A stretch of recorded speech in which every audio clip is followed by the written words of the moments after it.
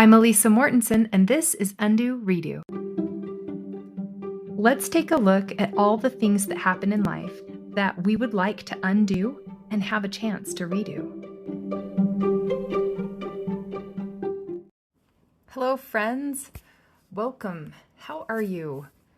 I would like to invite you to interact with me. It's been fun to record these episodes, and now that I have a few listeners and I'm hearing back from you and asking for feedback, I get some questions and it opens up some great conversations. So keep letting me know what you're working on and any questions that you have and what topics you'd like me to touch on. Today we're going to talk about this title of this podcast, UndoRedo. I was catching up with a sister-in-law of mine. She mentioned as she was listening to this podcast, she couldn't think of anything in life she would undo. She spoke about this as though all things that have happened had a place and has created her experience of life. I completely agree with her. If we're talking about the actual erasing of a situation or a circumstance that happened, I would not erase any of my experiences because it was too hard or too traumatic, and those were my opinions about it. Because those are my life's curriculum.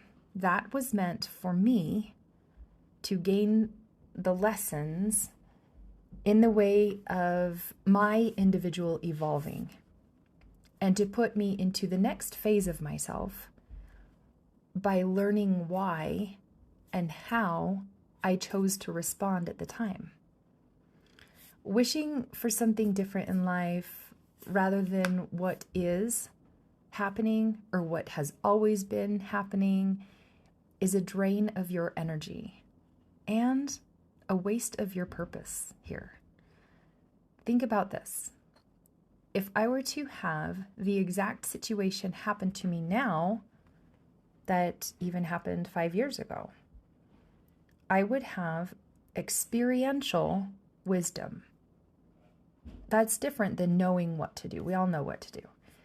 Experiential wisdom would come from having been there and done that.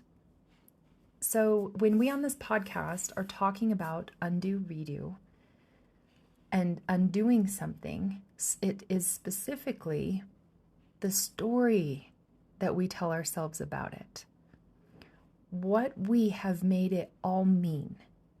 That is where we take it down, tear it down or undo and make an intentional redo.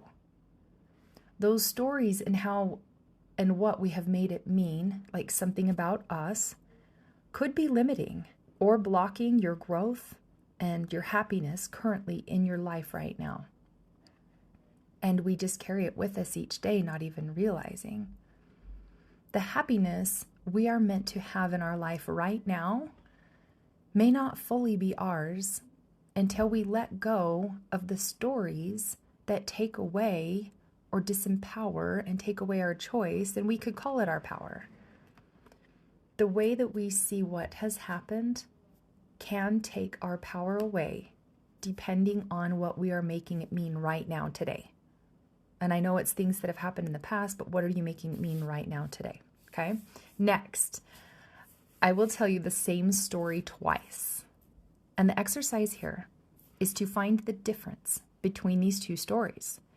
What feeling do you see with each story? Okay? All right, let's begin. I have a special needs sister named Jenny. She's 5 years younger than me, and I have had to do things for her since I can remember. She was my cute little sister, but always difficult. We sometimes would go places or do things because of her. We sometimes wouldn't and couldn't go do things or go places because of her behavior. She would act out in these major fits, seemingly out of nowhere, and she'd cause scenes that were embarrassing to all of us, and I'm sure other people that it affected. It was hard on my parents, and it was hard on us as siblings because she couldn't help with chores and yard work. In fact, she was a chore, and the rest of us always had to do more, and it was hard to manage, and you never knew what was going to set her into a fit. She couldn't talk at first, even. So we all had to learn sign language and teach her sign language in order to communicate. Even this new communication didn't put an end to any of her fits or frustrations. I was expected to help her get ready to go places and watch over her and tasked to go play with her all the time. My mom and dad would get tired of it turning into World War III with her and make us siblings do our thing, which was teasing and tricking her into behaving the way that they wanted her to. So, Jenny had figured out how to control my parents, and all she needed to do was take her clothes off. We had to stop her or make her put them back on because she was so mad at our parents that they couldn't be the ones who helped her. So as the years went on, she eventually began to use words that sounded kind of like they were actual words, and you kind of had to guess, and then those words were changing. She would communicate more, but with the changing words, it was just really hard to keep track and understand her. And here's a true story. Okay. Jenny was butt naked. Okay. Obviously, she took all of her clothes off at this point, and she was running through the house screaming when my now husband was picking me up for our first date. I think he was expecting to meet my parents, but I had to run out the door and close it behind me quickly and then explain on the way to the car, as I was just could not believe that was happening all at the same time.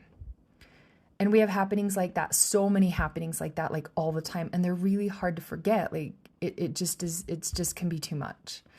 So fast forward, when I was proposed to, I had to tell him that I was always going to have to watch over her and even end up with her when my parents couldn't do it anymore, because that was my gut feeling that I was trying to push away. He was okay with it, and we got married and had 4 kids on our own. And she would come over for me to watch her, and she would still throw her fits. So I had little ones that were throwing fits, and we never knew what was going to happen between the two of them because all of them just set each other off like kids do.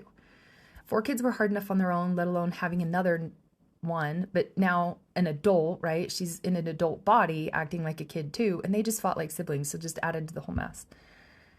I'll never know what it's like to hang with a sister, share clothes, or go on a double date, or have a little sister who has a family of her own and trade off watching our kids or anything like that and get together and do fun things, which is a shame. And because my mom was still so busy with her and having her own kids, I didn't have her help and availability with my kids like I wanted. It has all just been much more than I see everyone else have to deal with. And I've always had to deal with more than most people. Plus, I had to do it without as much help as others had from their husbands even. Because my husband, Dan, he's both a fire and police first responder. So he had all these days on work, on shift, and then he had all these days off to work and shift, which means he had to recover when he was around and he was home, or he was just gone. So he was gone days and nights on end, right? And this would happen over the weekends. It happened over holidays, birthdays, anniversaries. And there were deployments too, to other areas during major disasters, SWAT team raids, undercover operations, and investigating duties. And they could be mandatory literally at any time. And it was never convenient, ever.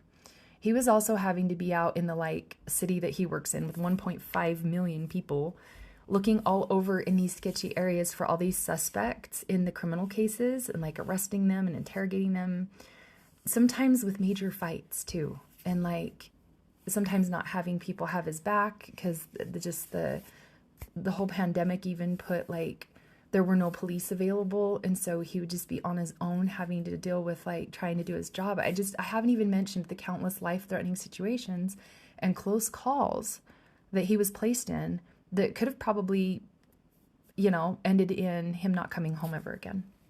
So I had to do all of this because no one else could, right? I did it all because who was going to help me, right? Who was going to do it for me? It gave me anxiety, stress. I felt abandoned in it, and all while I ran the whole household and all the people in it by myself. Okay. Story number 2. Ready? I have a special needs sister, Jenny. She's 5 years younger than me. I've helped her do things since I can remember. She's my cute little sister. We sometimes didn't go places or do things because of her inability to understand. She would act out without any notice and could disturb things all the time. We did know that she wasn't understanding most things. So it was understandable, but inconvenient. It was tricky to solve for at times, and my parents and us siblings were trying to figure it all out. She couldn't help with chores or yard work, and she couldn't even talk at first. We all learned sign language, and we taught her sign language so we all could communicate better. And this new communication, it didn't put an end to all the frustration, but it did make it more clear as to what she wanted. I helped her get ready to go places. I watched over her when she needed somebody, or I would just go play with her. My mom and dad could see that us siblings were able to tease and trick her into behaving, and we utilized that technique often. She would get mad at my parents and manipulate them by taking her clothes off. And as siblings, we would jump in and try to redirecting her mind and playing games, lightening the mood, and winning her cooperation with much convincing, which became a talent. And I was already good at it and used it for my kids often when I had them. She eventually began to use words that sounded like the actual words, and we were so excited. We noticed she was communicating so much better as the years went on. Her words and her sentences became more accurate. And here's a true story. Jenny was butt naked, running through the house screaming in one of her fits when my now husband Dan picked me up for our first date. He was expecting to meet my parents, but I ran out and closed the door quickly behind me to keep her privacy, and I explained to him on the way to the car all about her. We have so many favorite moments similar to that will never be forgotten, and we always bring up and have a good laugh. When I was proposed to, I asked him if it was okay with him that I always wanted to be the one to watch over her and to end up with her when my parents couldn't care for her any longer, and that is truly how I felt. He agreed to it without hesitation. We married, and I had 4 kids of my own. Jenny came over to be with me and to be with our family and to enjoy each other's company. She also enjoyed our family, and she wanted to be included. And my kids fell in love with her and wanted her to be included, and boy was she included. We treated her as family, and she treated us the same, all the good and bad that came with it. And at times it was hard because she didn't understand that the kids were always making messes and crying, things she wasn't allowed to do, things we got upset for her for doing. So she was upset that the little kids acted out and were able to do that. And it seemed like I was okay with it. We never knew what her reactions would be, but we just kind of rolled with whatever while making light of our crazy situation and had so many laughs. And she was about 6 years old in some areas of her brain at that time. And I don't know what it's like to have a sister that shares clothes or goes on double dates, or like a little sister to have her own family and take turns watching each other's kids or go do activities. But this experience has opened me up to much more than I ever imagined possible. Like nothing compares to caring for someone who can't care for themselves, or someone who doesn't even want you to care for them. Sometimes she just didn't even want me there. She would just tell me to leave, and like little kids do, they just don't want you there. And so to love her in those spaces really had made me grow, because I needed to keep showing up for her, whether she wanted me to or not.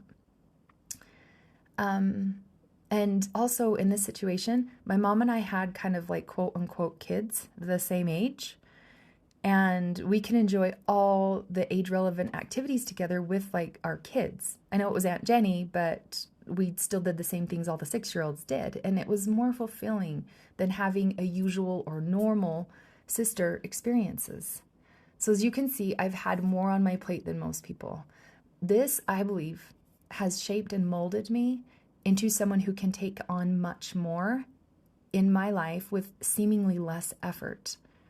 And I think that's a talent you acquire while juggling as often as I have, as long as I have, been doing. in my life with it. Plus, I did it all without as much help as other wives had from their husbands. So, I mean, go me. My husband Dan is both a fire and a police first responder, so he does days on and days off shift work, which meant he needed to sleep and recover when he was home, or he was just gone, okay, helping others. And we need to have people that do that in our country, in our areas. So him leaving happened, over holidays and birthdays, anniversaries. Some of our favorite memories are, having Thanksgiving at the fire station, and they're, doing anniversaries and birthdays on different dates, or at the fire station as well. There were deployments to other areas and major disasters as well, undercover vice operations, SWAT team raids, and investigating duties. They were all his specialty. Like, he is really good at what he does, and I'm so proud of his talents. There was also a whole bunch of hazardous materials and bomb trainings. Really, there wasn't much he wasn't involved in when it comes to responding in Salt Lake City. He would also go out in the 1.5 million population in the city looking for suspects in criminal cases, and really good at finding out where they are and arresting and interrogating them, sometimes with hands-on fighting, which he was really well trained in and did well. There were countless situations that he has had the opportunity to share his skills during these calls that he was responding on to and for the public. And all while I ran the household and all the people in it. And who better than me? Because they are my people. And I was just meant for just them, and they were meant for just me. They needed what I had to offer. And most of the time, what I could offer was just giving it my best. And that was always good enough. Okay, class. Pencils down. That comment really ages me, but what are your answers, listeners? Did you see a difference in the feeling? How would you explain that difference in that same story being told twice? The first story was life happening to me. The second was life happening perfectly for me. Here's what I want you to know. You are not being tossed around emotionally by the things that happen in your life. You are being tossed around emotionally by your brain. It's not what happens. It's our thoughts about what happens that create our emotions and our experience today. In other words, it's the negative adjectives and adverbs that we are using in our stories. This is our work to do, okay? Leave the victimization out of it so we can up-level our experience in our life. We can have rich and meaningful experiences and maximize our growth, embracing it, creating, as a result, our own joy and happiness. Now, how we choose to see the things that happen in our life take us either further into empowering and freedom or further into disempowering and confinement. Two very opposite experiences for us, all done in our mind, having nothing to do with what goes on. One being very open, willing, and solving, and the other being very limited, limiting to you, closed and stuck. So, what stories in your life have you been telling with this kind of feeling or this kind of a contrast that is leaving you with little confidence and taking away from your current or future happiness by blaming what went on in the past? Ask yourself this question, and your mind will go to work searching for the answer. Slowly, the story you tell yourself or others and what you identify with will change, and you'll begin to see what you have missed. That is your chance to undo what happened and redo it in your favor. It no longer being what you are at the effect of, or it having a hold on you for days to come and carrying it with you into the next days in your future. You choose, my friends. And if someone came to mind while you were listening to this, please share it with them, because that is how the heavens reach us, is through each other. If you want my help with this or need proof to see that this coaching stuff will work for you, go to lifecoachalisa.com and sign up for a free chat with me. Follow me on Facebook or Instagram at Life Coach Alisa, and I'll see you next time. Bye.